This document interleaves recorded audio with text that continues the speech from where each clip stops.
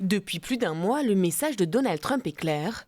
Le Groenland doit devenir américain. Greenland is a wonderful place. We need it for international security. And I'm sure that Denmark will come along. I think it's costing them a lot of money to maintain it, to keep it. Ancienne colonie danoise, la plus grande île du monde a aujourd'hui un statut autonome avec un gouvernement propre, mais reste sous tutelle du Danemark.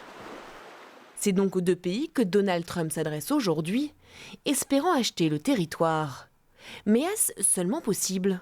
Si demain le Groenland devient un pays indépendant et que les Groenlandais sont d'accord pour se vendre, je ne vois pas très bien qui pourrait les en empêcher. Le problème, c'est qu'aujourd'hui, ils sont encore en relation avec le Danemark d'abord.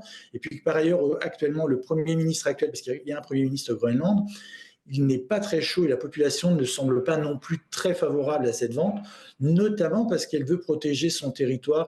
Et surtout, pourquoi tant de velléités à intégrer ce pays de 57 000 habitants aux États-Unis ?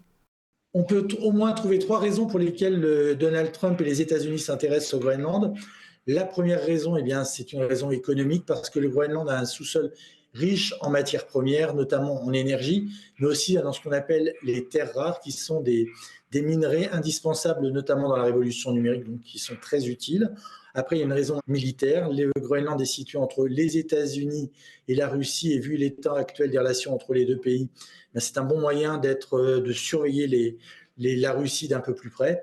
Et puis une troisième raison qui est aussi très importante concernant le Groenland, c'est qu'il y a une voie navigable dans l'Atlantique Nord et qu'avec le changement climatique qui devient de plus en plus praticable, et maîtriser cette voie de circulation, c'est très important.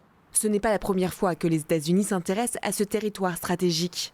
Dès la fin du 19e siècle, le pays s'interroge sur cette possibilité.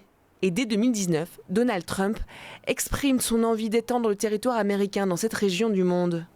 Mais à l'époque, c'était passé inaperçu.